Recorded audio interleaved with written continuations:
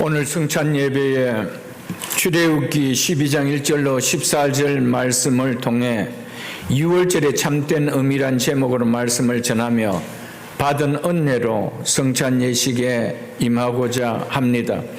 오늘 본문은 우리가 잘 알고 있는 이스라엘 백성이 430년 동안 애굽의 노예 생활에서 하나님의 은혜로 자유인이 되어 애굽 땅을 나오는 출애굽 사건입니다. 출애굽하는 이 날을 6월절이라 불려집니다.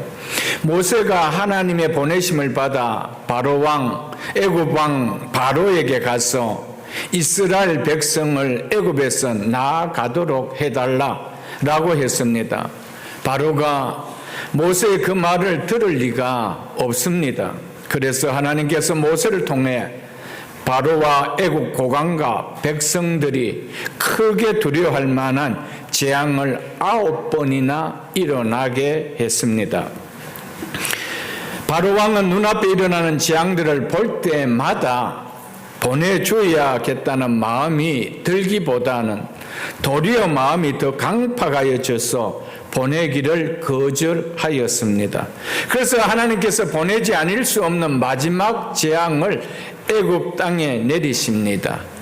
그것이 오늘 내용입니다. 먼저 그 앞에 있는 11장 5절로 6절을 보겠습니다.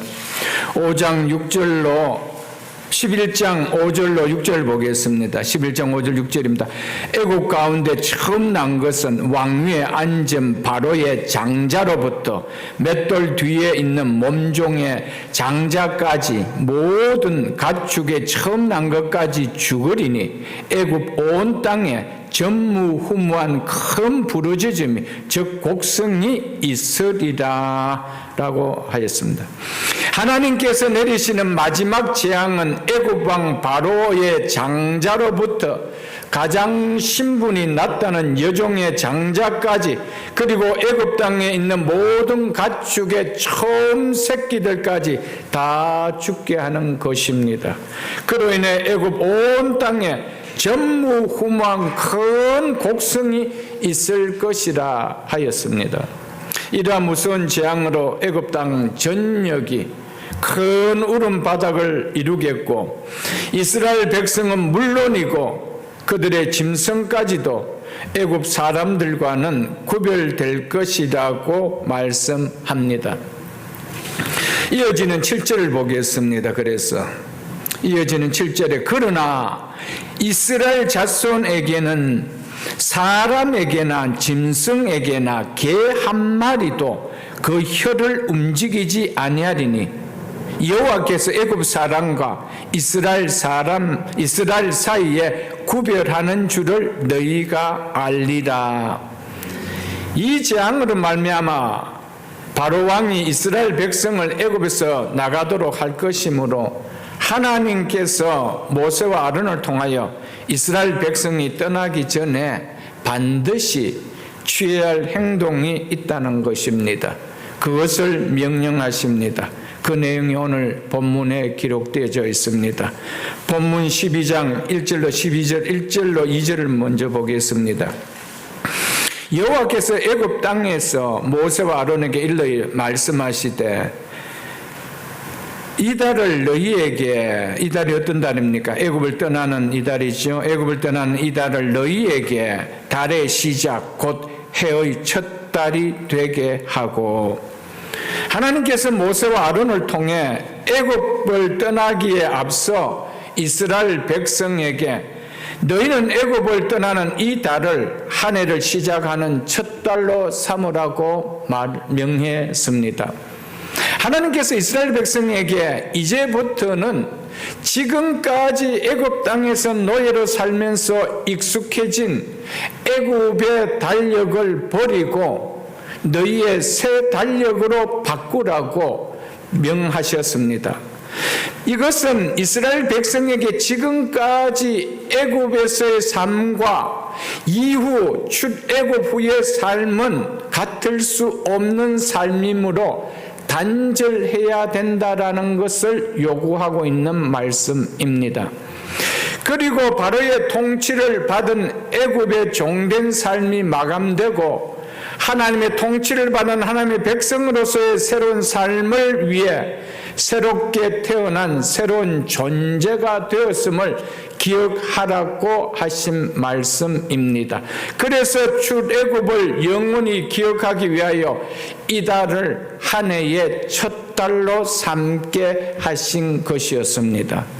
이는 출애굽 이전에 이스라엘 백성들의 삶과 인생은 아무런 의미가 없다는 의미에서 과거의 그 달력은 너에게 더 이상 필요가 없다라는 겁니다.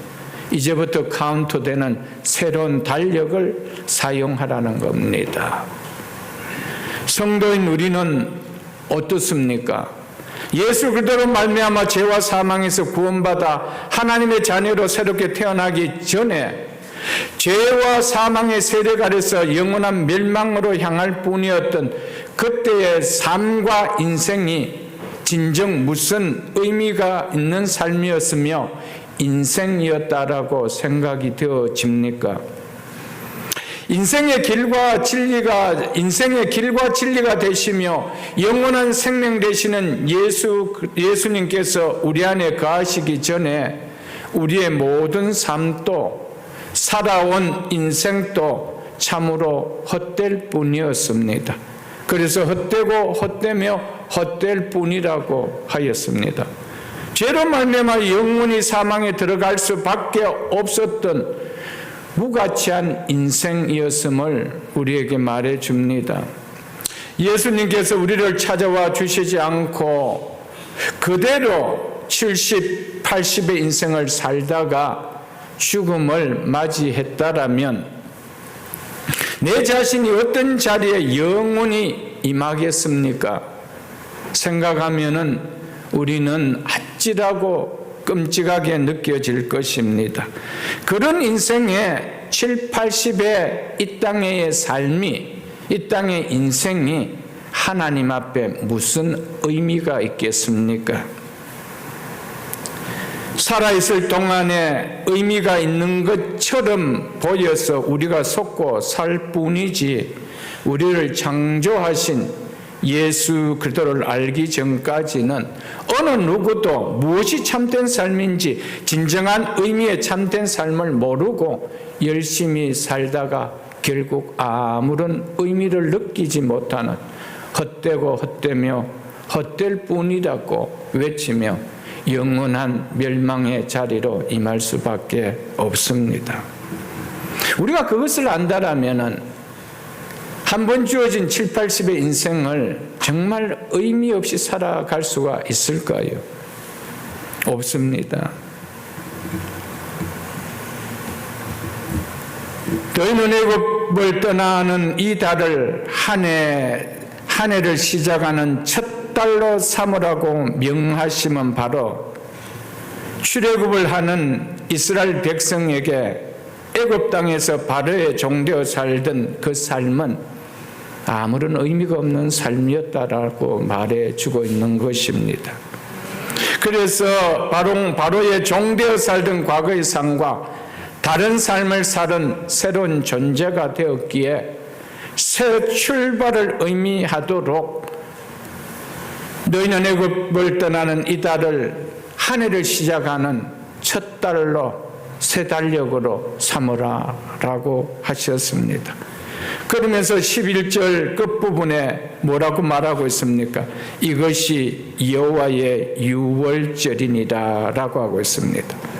하나님께서 이스라엘 백성에게 새로운 존재로 새 출발을 하는 날을 유월절이라 제정해 주셨습니다. 그리고 14절을 보십시오. 너희는 이 날을 즉 유월절을 기념하여 즉 기억하여 여호와의 절기를 삼아 영원한 규례로 대대로 지킬지니라 라고 하였습니다. 이처럼 하나님께서는 그들에게 이 유월절을 결코 잊어서는 안 되며 대대로 반드시 기억하며 지키며 살아야 한다라고 명하셨습니다.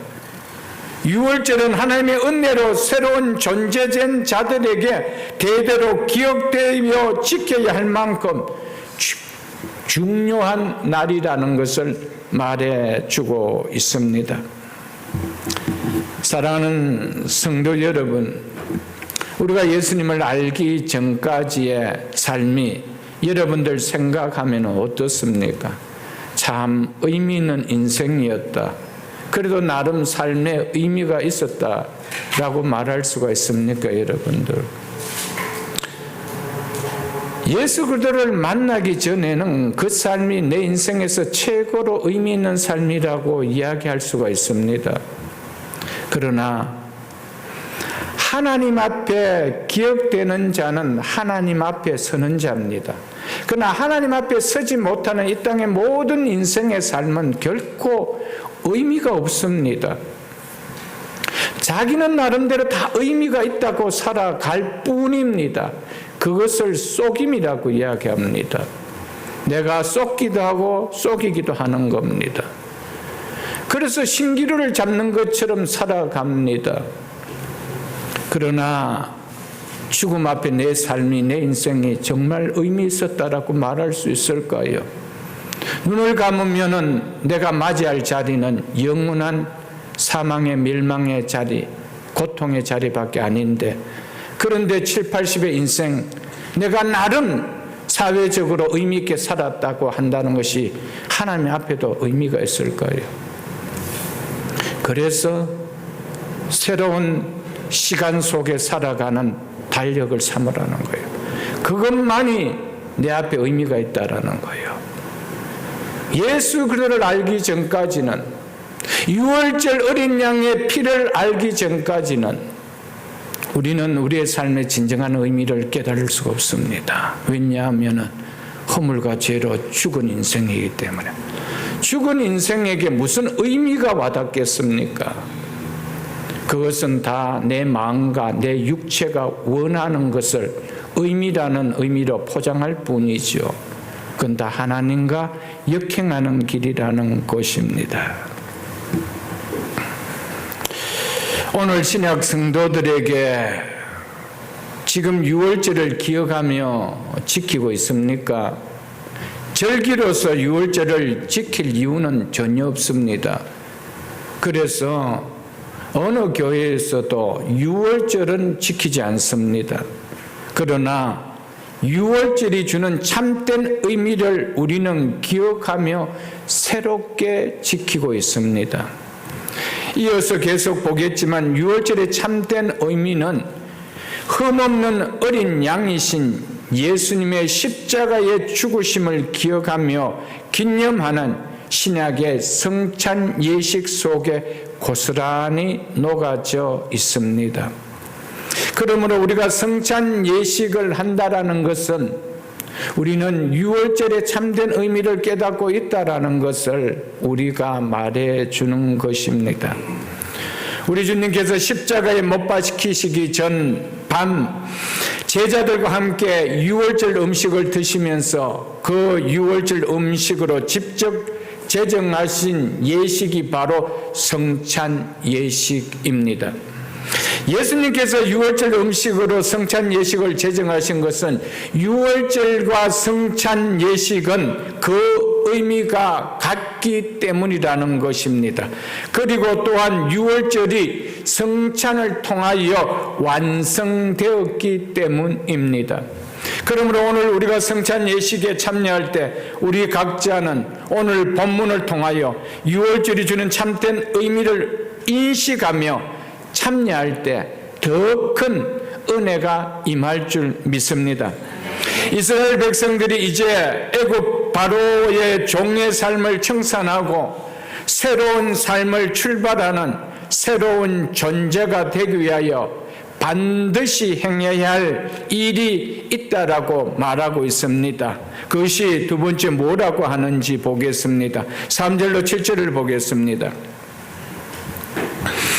너희는 이스라엘 온 회중에게 말하여 이르라. 이달 열흘에 너희 각자가 어린 양을 잡을지니 각 가족대로 그 식구를 위하여 어린 양을 취하되 그 어린 양에 대하여 식구가 너무 적으면 그 집의 이웃과 함께 사람의 수를 따라서 하나를 잡고 각 사람이 먹을 수 있는 분량을 따라서 너희 어린 양을 계산할 것이며 너희 어린 양은 흠없고 1년 된 수컷으로 하되 양이나 염소 중에서 취하고 이달 10나흘까지 간직하였다가 해질 때에 이스라엘 회중이 그 양을 잡고 그 피를 양을 먹을 집 좌우 문설주와 임방에 바르고 어린 양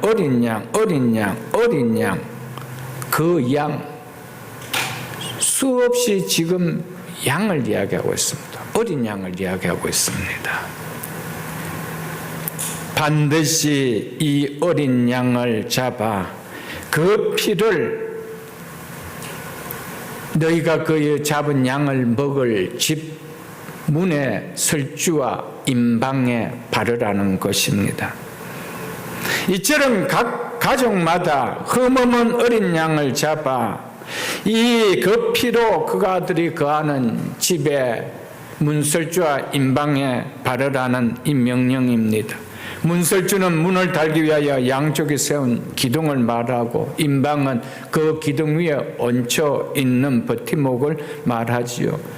문 기둥과 임방에 어린 양의 피를 바르라는 것은 이 집은 애굽 사람과 구별된 사람들의 집이라는 것을 나타내는 것입니다. 문설주와 임방, 수직과 수평, 거기에 피를 바르라는 겁니다. 그것은 뭡니까? 십자가를 나타내는 거 아닐까요?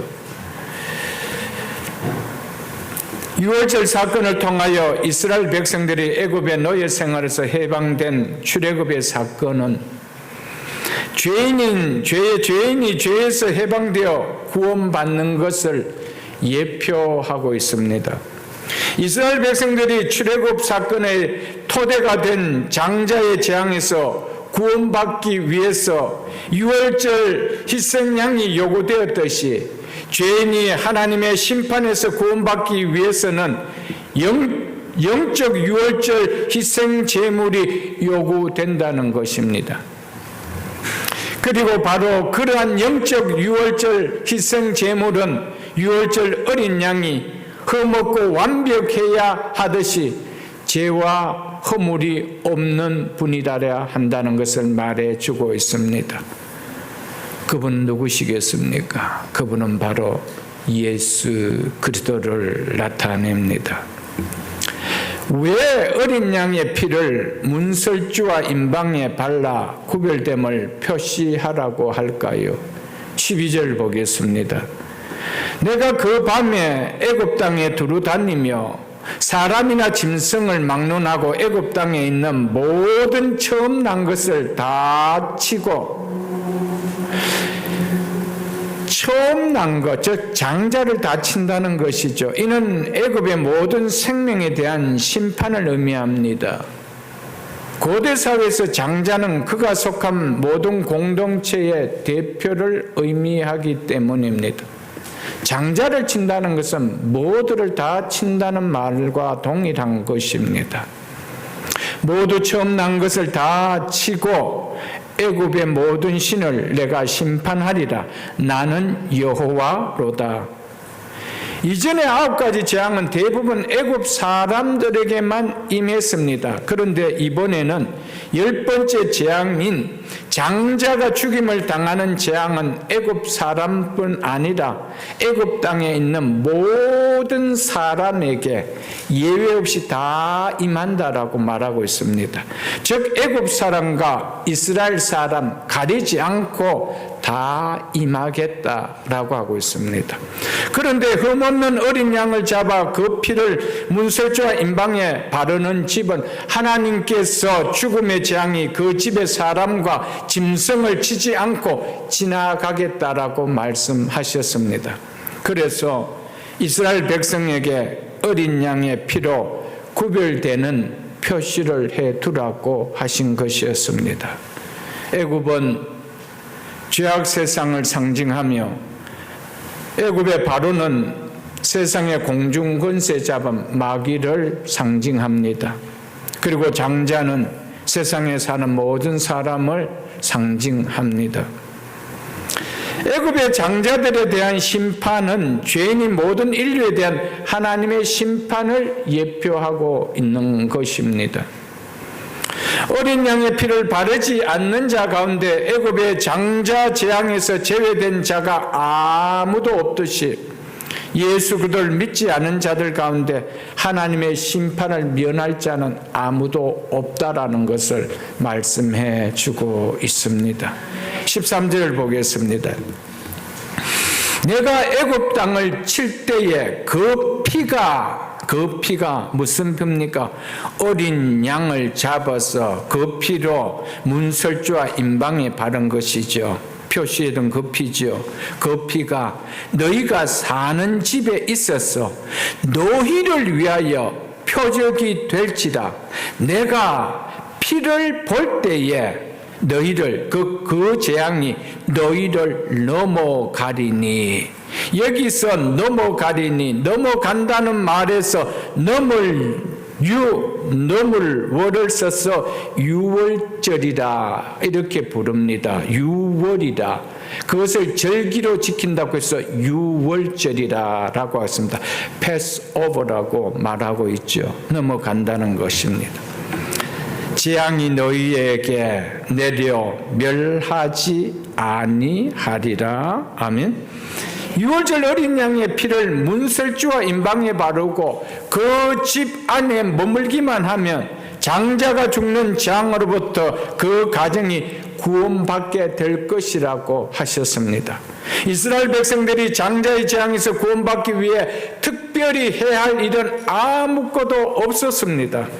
죽음으로부터 구원을 위해 그들에게 어떤 공로나 의나 열심을 요구하지 않았습니다. 오직 유월절 어린 양의 피를 문설주와 임방에 바르라고 한 것밖에 없었습니다. 여기서 그 피는 궁극적으로 장차 하나님의 어린 양으로 오셔서 십자가에서 흘리실 예수 그리스도의 속죄의 피를 나타냅니다. 이는 오직 예수 그리스도의 피 공로를 믿고 의지하는 길 외에는 사망의 심판에서 구원을 받는 길이 없다라는 것을 계시해 주고 있는 것입니다. 그래서 고린도전서 5장 7절에서도 사도 바울은 예수님의 십자가의 죽음에 대해서 말씀하시면서 우리의 유월절 양 곧 그리스도께서 희생이 되셨느니라 라며 유월절 양은 바로 예수 그리스도라고 말씀해 주고 있습니다. 유월절에 희생된 그 피 흘림의 양은 바로 예수 그리스도께서 십자가에 희생된 그분을 말씀한다라는 것을 사도 바울은 말씀했습니다.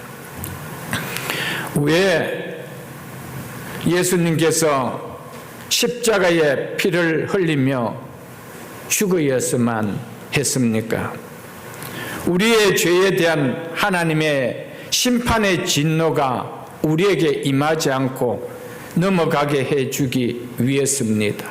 유월해주기, 패스오버 해주기 위해서 죄가 없으신 어린 양 되신 예수님께서 십자가에 피 흘리며 죽으셨던 것이었습니다. 그래서 예수님은 우리를 위한 유월절 어린 양이라고 하시는 것입니다. 죽음의 심판이 흠없는 어린 양의 피를 보고 넘어간 이유가 어디에 있을까요? 왜 죽음의 심판이 어린 양의 피를 볼 때 그냥 넘어갈까요? 죽음의 심판이 임하지 아니하고 패스오버 할까요? 유월할까요? 그곳에 이미 죽음의 심판이 행해진 것을 보았기 때문입니다. 이미 죽음의 심판이 행해진 것은 뭡니까? 어린 양이 죽었다는 것이죠. 그래서 죽음을 나타내는 피를 문설주에 발라라는 거예요. 그렇기 때문에 이미 죽음의 심판을 당한 이곳에는 또다시 죽음의 심판을 임하게 할 이유가 없다는 겁니다. 그래서 넘어간다라는 것입니다. 죄에 대한 죽음의 형벌이 흠없는 어린 양의 죽음으로 인해 만족되었기 때문에 또다시 그곳에 죽음의 형벌이 내려질 이유가 없다라는 것입니다. 그래서 13절을 다시 보겠습니다. 그 피가 너희 사는 집에 있어 너희를 위하여 표적이 될지라. 내가 피를 볼 때에 너희를 넘어가리니 재앙이 너희에게 내려 멸하지 아니하리라 하셨다라고 하고 있습니다. 아멘. 여러분, 이게 복음입니다. 예수님 왜 십자가에 그렇게 살을 다 찢으시고 온몸에 피를 쏟으셔야 합니까? 그 피의 능력을, 그 피의 효력을 믿는 자들에게 죽음의 심판이 다가오지 못하고 패스오버해 주기 위해서였습니다. 그것을 구약을 통하여 이미 하나님은 계시해 놓았습니다. 그래서 구약의 6월절의 어린 양은 바로 십자가의 예수 그리스도를 통하여 완성되어진 것입니다. 그래서 예수 그리스도의 보혈을 믿는 사람은 그 보혈이 주는 그 효력과 능력을 믿는 사람에게는 패스오버밖에 없습니다. 하나님의 진노가 더 이상 있을 이유가 없다라는 거예요. 왜? 너의 죄를 위하여 이미 죽음의 형벌을 받은 자가 있기 때문에. 그 표시가 뭐라는 거예요? 그것이 예수 그리스도의 보혈이라는 겁니다. 그래서 그 보혈의 능력을 믿는 자에게는 그것이 표시가 되기 때문에 그 표시를 볼 때 내가 넘어가겠다는 겁니다. 아멘? 그것이 복음이라는 것입니다.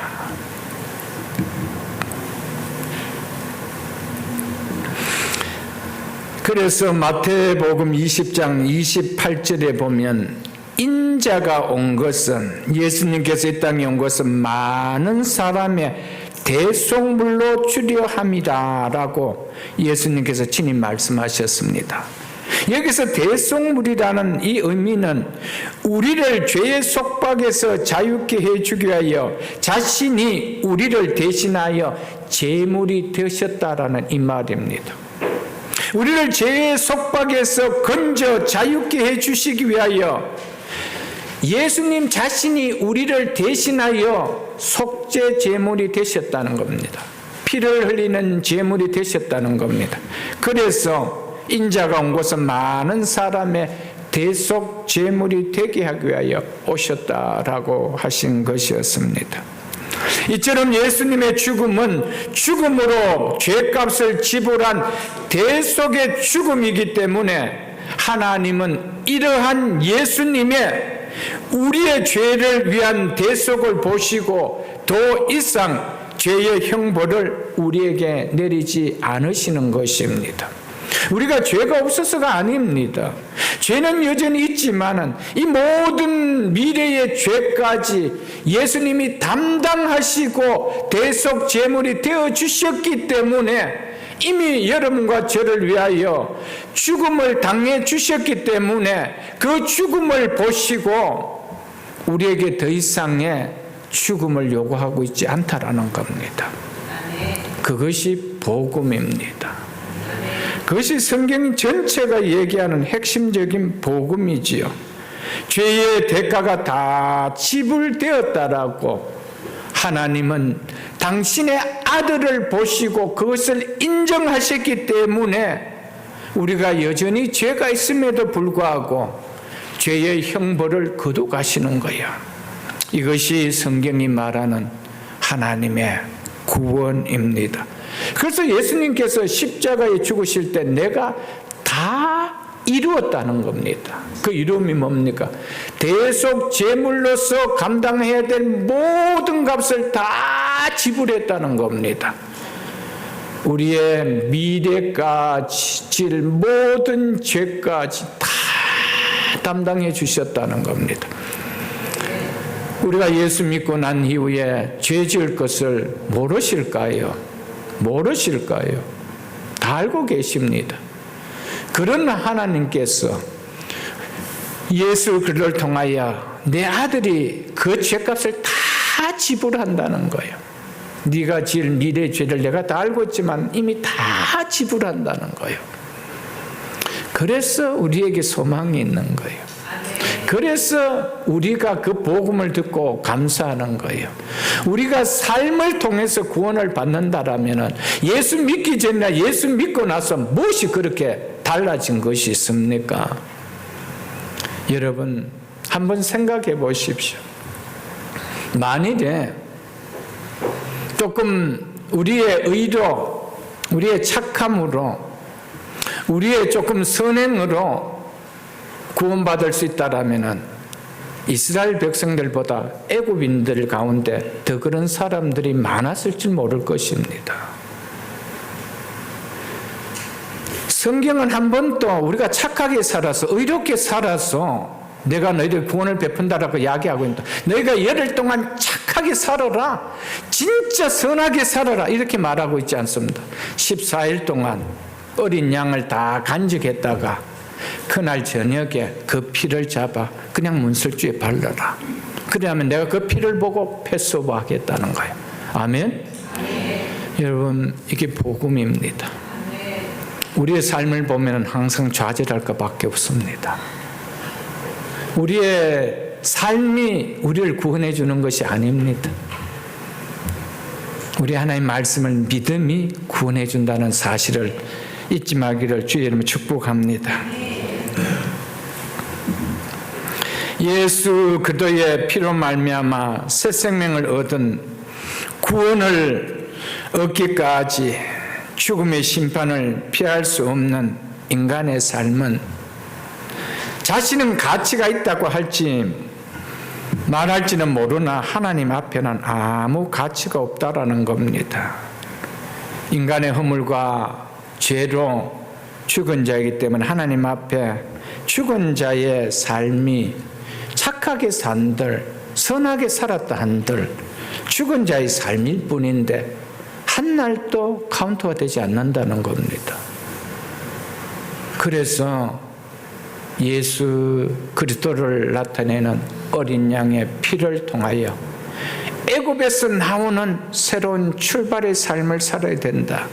이것이 너희에게 카운트되는 날이기 때문에 이 달을 한 해의 첫 달로 삼으라 라고 하신 것이었습니다. 하나님 앞에서 의미 있는 인생의 삶은 하나님 앞에서 카운트되는 영적으로 살아있는 자의 삶일 뿐입니다.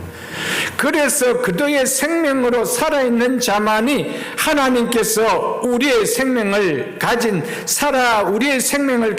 살아있는 자로 여겨주신다는 것이죠.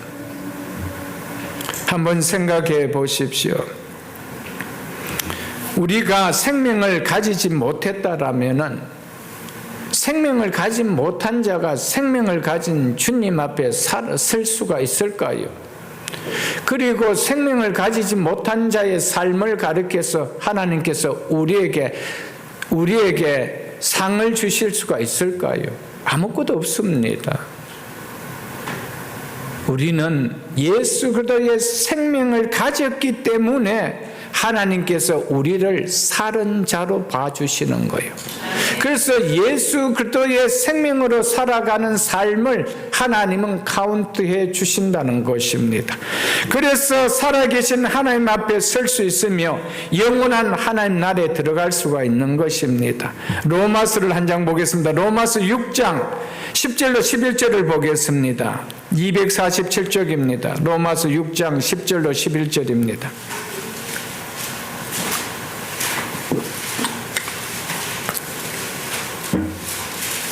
로마서 6장 10절로 11절입니다. 그가 죽으심은 예수 그리스도를 말씀하시죠. 예수 그리스도의 죽으심은 죄에 대하여 단번에 죽으심이라. 그가 살아계시면 하나님께 대하여 살아계심이라. 이와 같이 너희도 이와 같이 우리도 믿습니까, 여러분들? 너희 자신을 죄에 대하여는 죽은 자요. 누구 안에서요? 그리스도 예수 안에서 하나님에 대하여는 살아있는 자로 여길지어다. 아멘. 누구 안에서만 하나님 앞에서 살아있는 자로 여겨진대요? 예수 그리스도 안에서. 이 사실 믿으십니까, 여러분? 그렇기 때문에 예수 그리스도를 떠난 인생의 삶, 그 삶은 하나님 앞에 카운트되는 것이 아무것도 없습니다.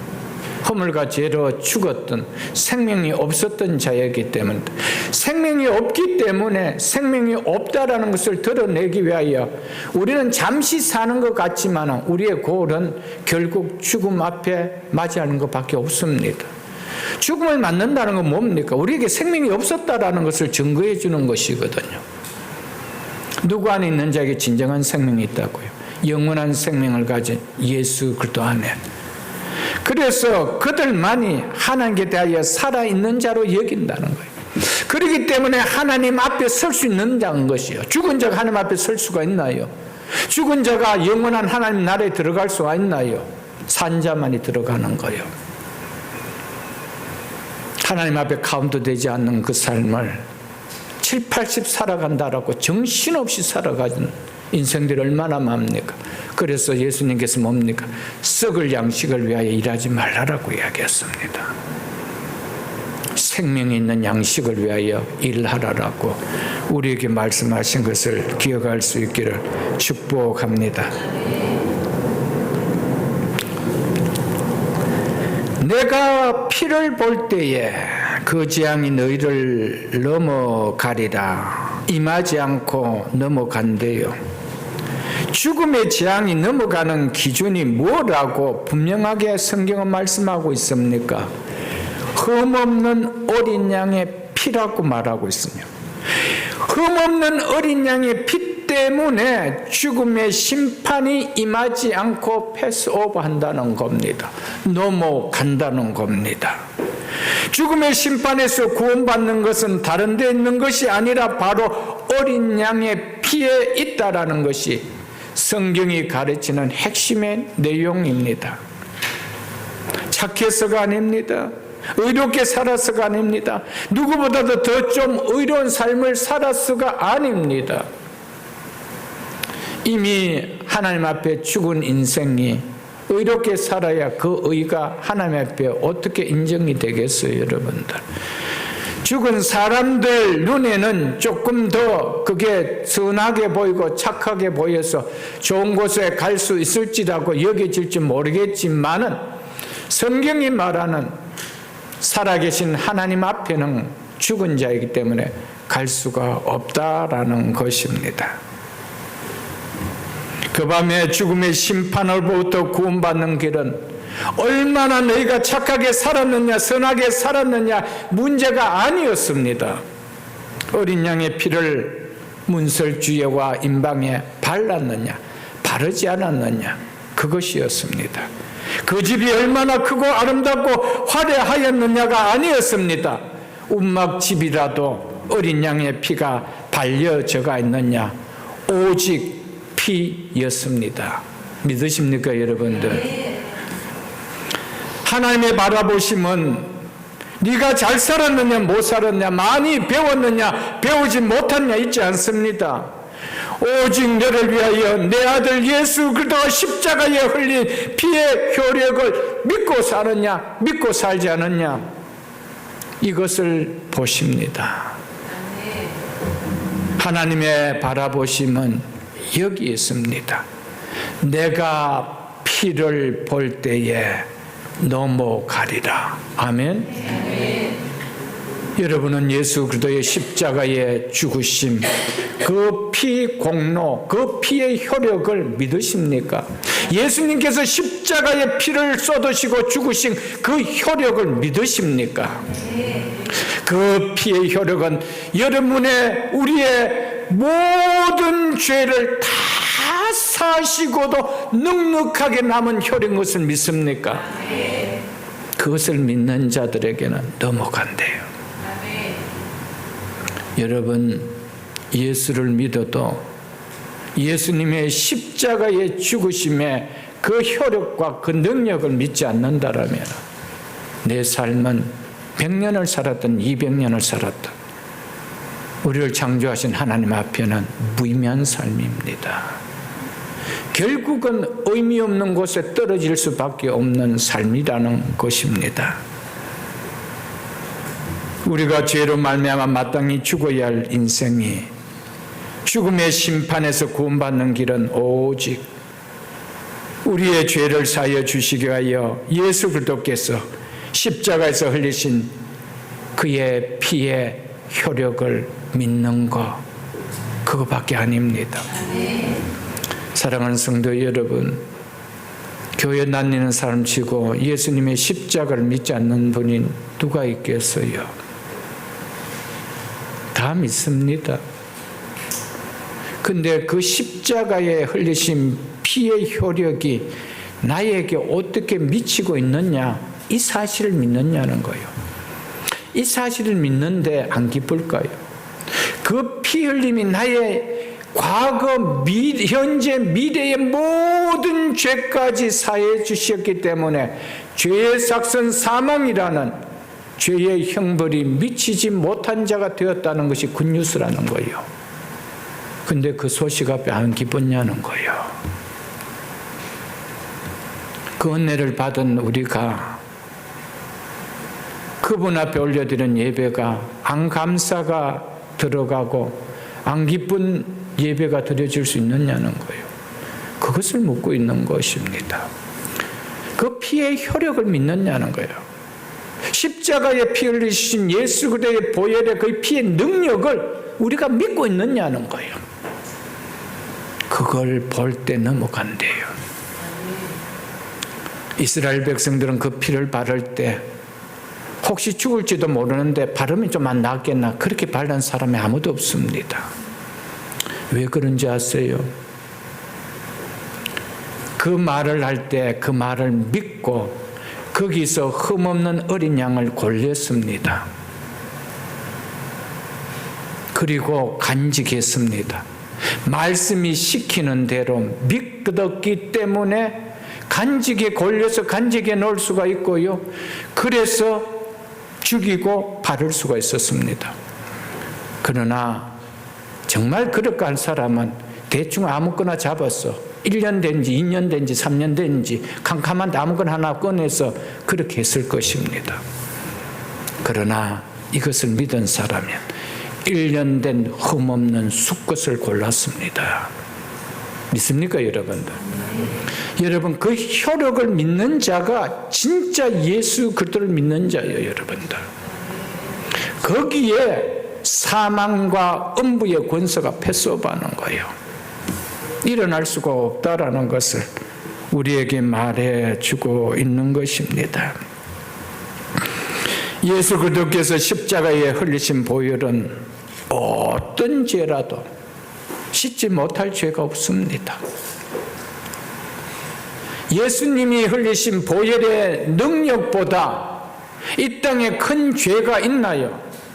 씻지 못할 죄의 사이즈가 있나요? 없습니다. 어떤 죄를 할지라도 예수님이 십자가에 흘리신 보혈보다는 큰 죄는 없습니다. 그것을 씻지 못할 예수님의 보혈의 효력은 안 이루어지는 것이 없다라는 것입니다.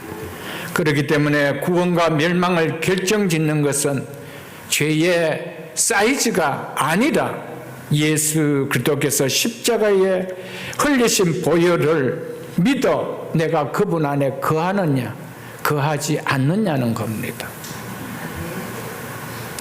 예수 그리스도의 십자가의 보혈, 어린 양의 피를 문설주와 임방에 발랐던 그 안에 거한 사람들, 그것은 예수 그리스도 안에 거함을 나타냅니다. 아무도 그를 뺏어갈 적 없어요. 한 생명도 잃을 적 없다라는 것을 우리에게 말해주고 있습니다. 그래서 로마서 5장 9절에 보면 우리가 그의 피로 말미암아 어렵다 하심을 받았다라고 했습니다. 에베소 1장 7절에서는 그의 피로 말미암아 속량 곧 죄사함을 받았느니라고 했습니다. 에베소서 2장 13절에는 이제는 전에 멀리 있던 너희가 그리스도의 피로 가까워졌느니라고 하였습니다. 모든 것이 뭡니까? 그의 피였습니다. 히브리서 13장 12절에는 예수도 자기 피로써 백성을 거룩하게 하려고 성문 밖에서 고난을 받으셨느니라고 했습니다. 예수님께서 왜 예루살렘 성문 밖 골고다 언덕에서 십자가에 달리신 고난을 받으셨습니까? 자기 피로써 자기 백성들을 깨끗하게 하시기 위해서라고 성경은 분명하게 말씀하고 있습니다.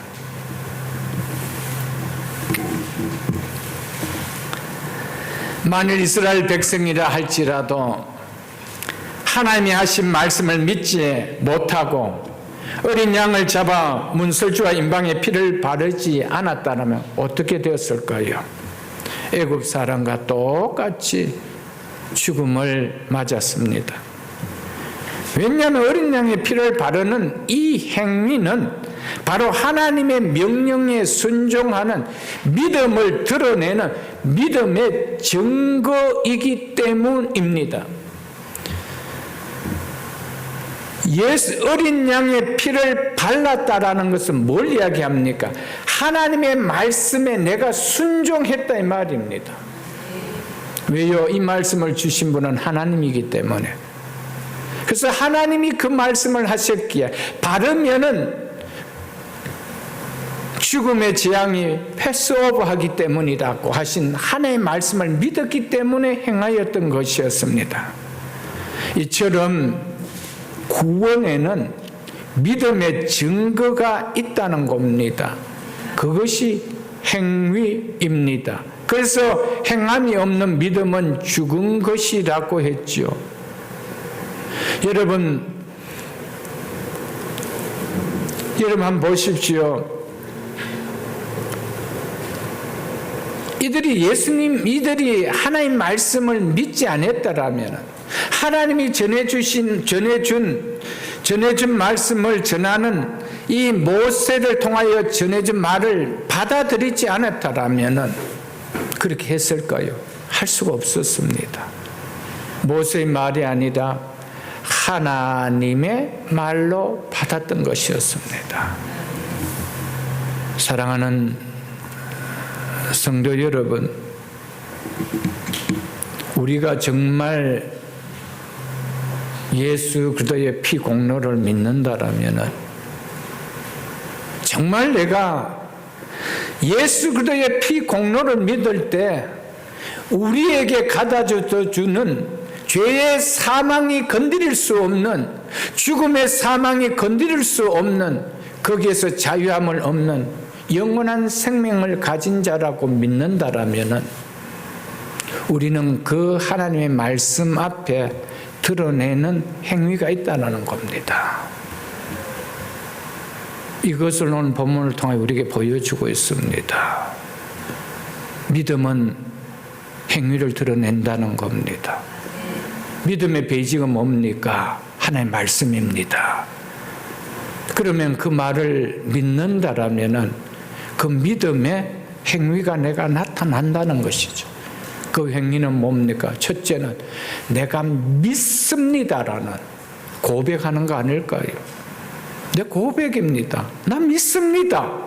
이 고백이죠. 그런데 당신 믿습니까? 하는데 난 속으로는 정말 믿는데 입은 절대 안 늘려요. 내 성격상 그래요. 여러분 그게 믿음이 맞나요, 여러분들? 이건 성격과 아무 관계가 없습니다. 이건 기쁜 소식인데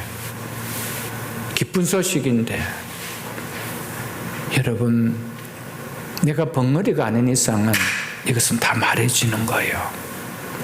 첫째의 행위입니다. 두 번째, 그 은혜가 너무 놀랍다라는 것이 내 삶에서 나타나요. 너무 기뻐. 내가 죄의 사함을 받았어. 내가 뭔데? 내가 과거를 살아본 인생을 생각한다면 내 죄가 얼마나 큰데 이 죄를 미래의 죄까지 다 사함을 받았다. 이게 너무 기쁜 거예요. 그런데 왜 기쁘지 않아요? 정말 내가 그럴까? 정말 죄사함 받을까? 예수님을 믿는다고 정말 그래 될까? 여러분, 거기에는 내가 예수를 믿는다고 해도 기쁨은 나타나지 않습니다. 그 행위가 안 나타나는 거예요. 왜요? 내 속에는 아직도 반신반의하는 것이 있기 때문입니다. 여러분, 그래서 복음이라는 거예요. 여러분, 예수 그리스도의 십자가의 이 사건은 복음으로 들립니까? 기쁨으로 들립니까, 여러분들? 이것을 우리에게 묻고 있습니다, 여러분들.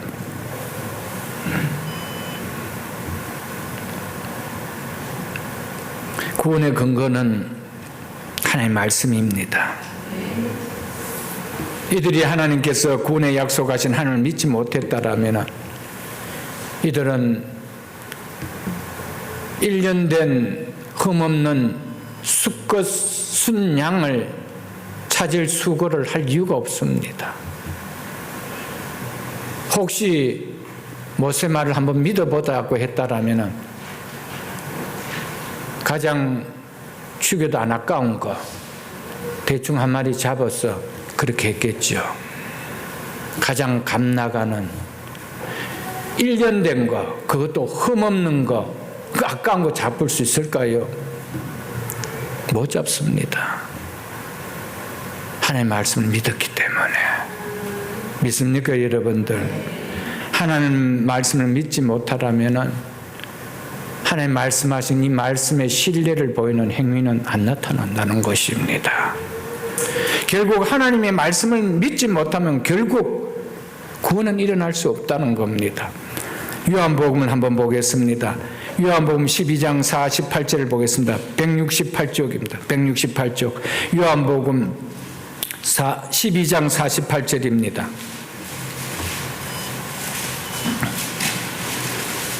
요한복음 12장 48절입니다.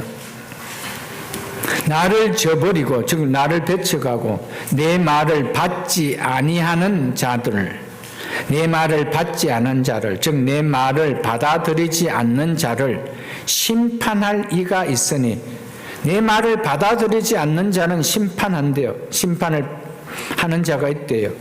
곧 내가 한 그 말이 마지막 날에 그를 심판하리라. 무엇이 우리를 심판한대요? 네가 그 말을 믿지 않았지 않았냐? 받아들이지 않았다냐? 그 말이 너를 심판해버리는 근거라는 겁니다. 믿으십니까, 여러분들?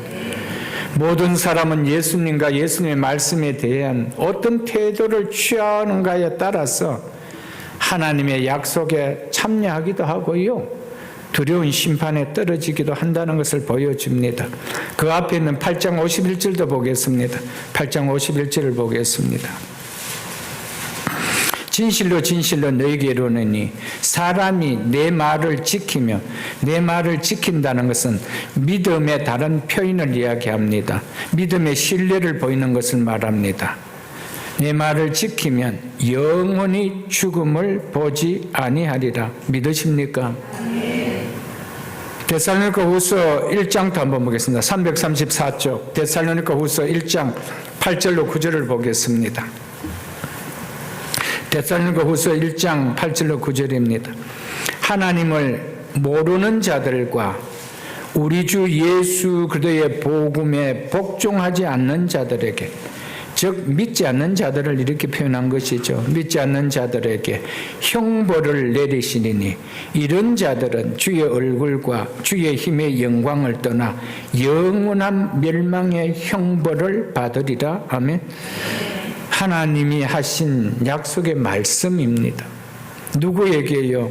복음을 믿지 않는 자, 신뢰하지 않는 자에게는 온다는 것입니다. 여러분, 정말 하나님의 말씀을 믿는다라면은,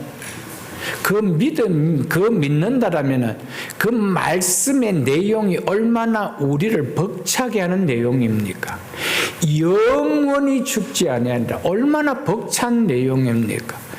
내 아들과 동일한 상속을 주겠다. 얼마나 벅찬 내용입니까? 근데 그것이 안 기쁘게 와닿을 수 있을까요, 여러분들?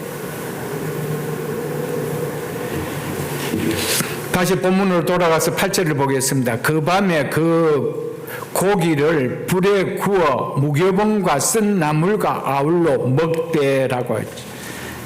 하나님은 집 밖에는 문설주와 임방의 어린 양의 피를 바르게 하시고 집 안의 가족들은 무교병과 쓴 나물과 함께 그 어린 양의 고기를 구워 먹으라고 하였습니다.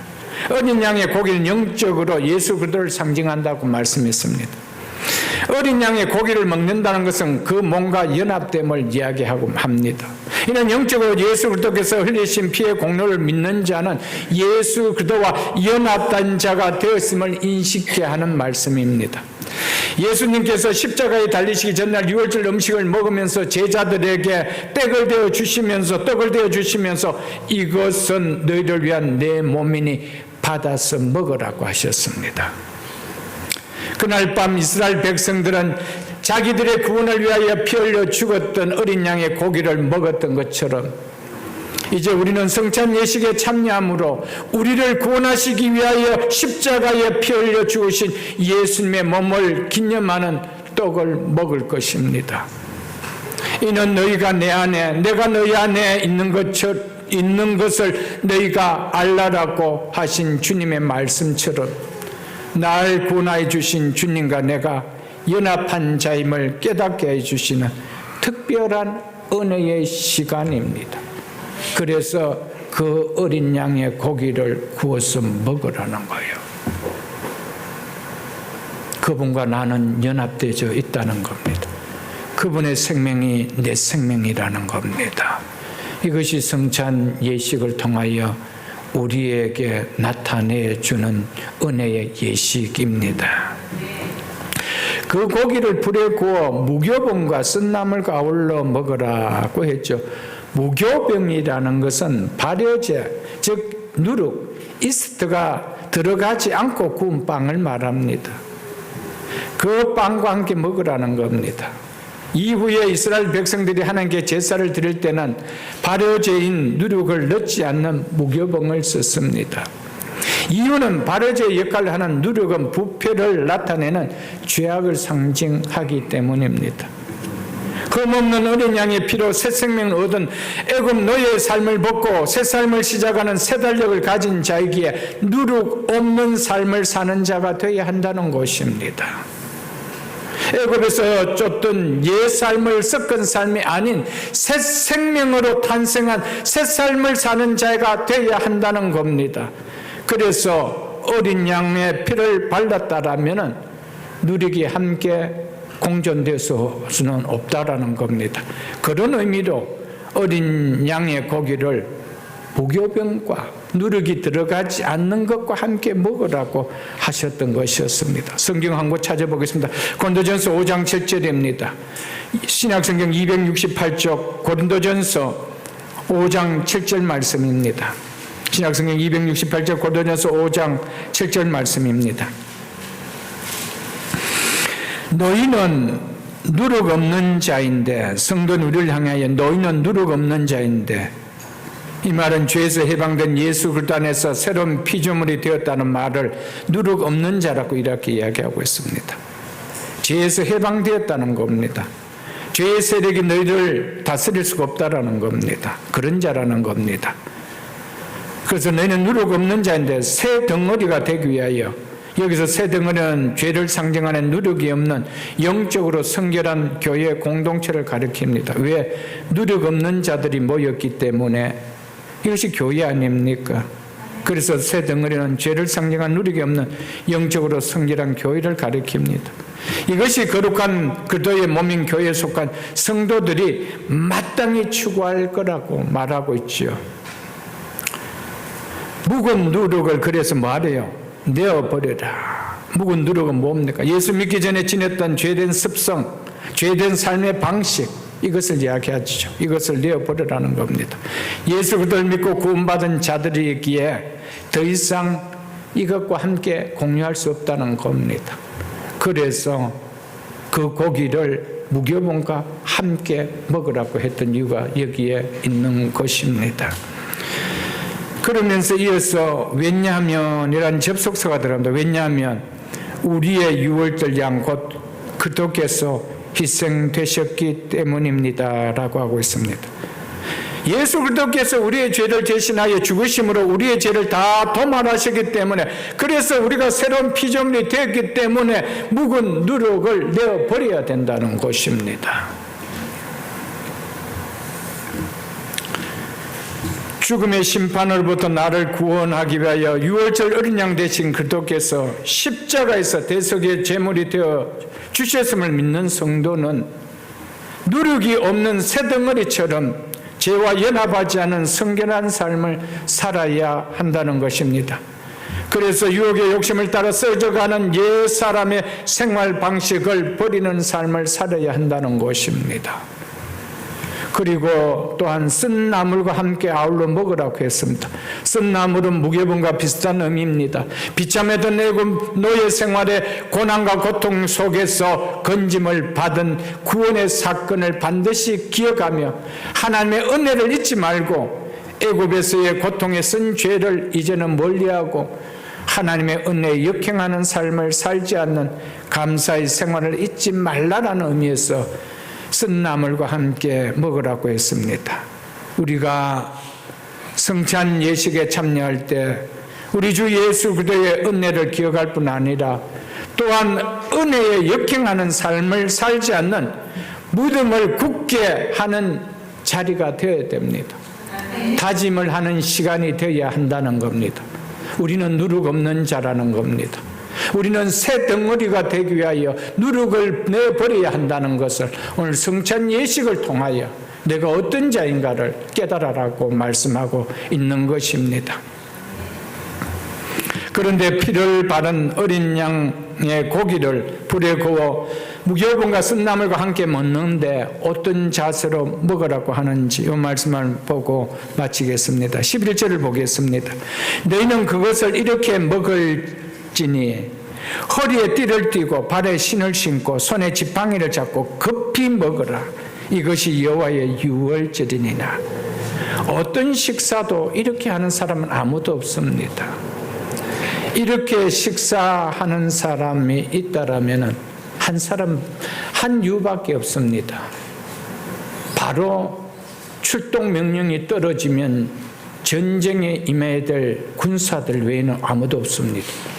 누가 신발을 신고 허리에 띠를 쥐고 지팡이를 잡고 식사를 급히 서서 먹겠어요, 여러분들. 이 자세는 나팔 소리가 나면 출동해야 할 전투태세를 갖추고 식사하는 모습을 보여줍니다. 이것은 옛 생활을 떠나고 새로운 삶을 시작함에 있어서 망설임이나 지체됨이 없이 단호한 자세를 가져야 될 것을 이야기합니다. 애굽 땅은 너희들이 더 이상 머물어야 될 땅이 아니라는 것입니다.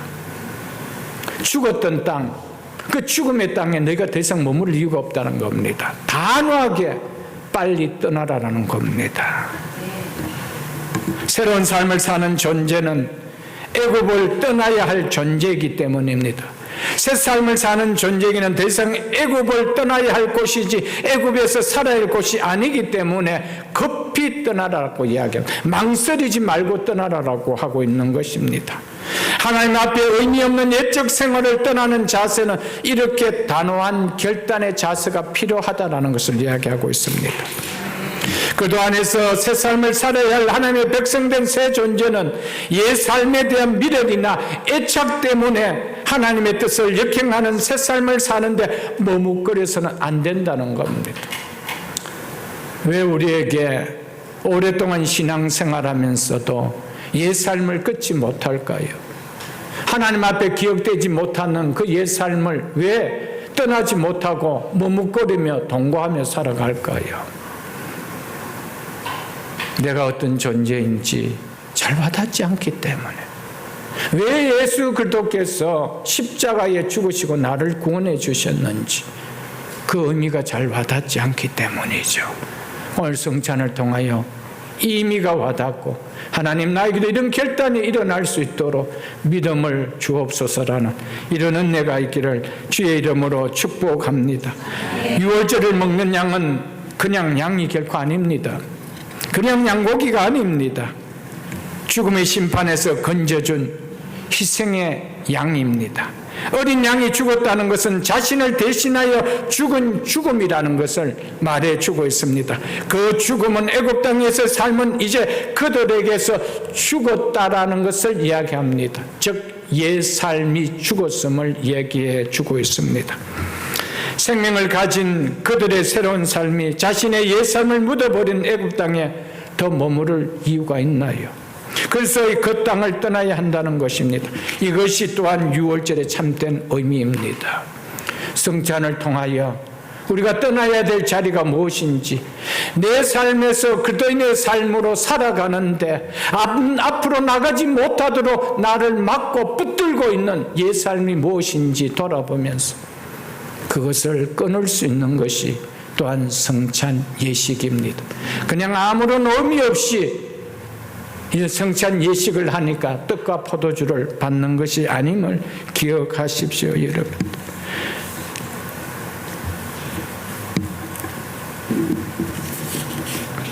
사랑하는 성도 여러분, 여러분과 저는 십자가 연례로 새 삶으로 부름을 받은 하나님 앞에 의미가 있는 삶을 살도록 새 인생의 시간표를 받은 새 존재가 된 새로운 피조물인 성도입니다.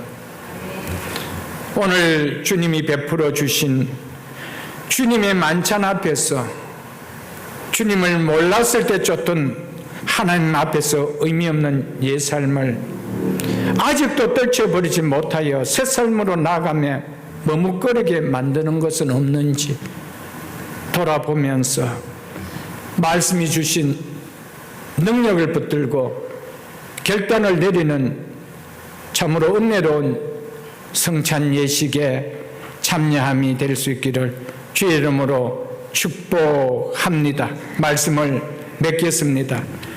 성도인 우리는 하나님 앞에 의미 있는 삶을 살아야 하는 새 시간 안에 살아가는 새로운 존재임을 오늘 말씀을 통하여 기억하시며 또한 믿음으로 다짐하며 우리를 죄와 사망에서 구원하여 주신 어린 양 되신 예수 그리스도께서 이 은혜를 기억하라며 베풀어 주신 주의 만찬 앞에 감사하는 마음으로 성찬 예식에 참여할 수 있는 우리 모두가 다 될 수 있기를 주의 이름으로 축복합니다.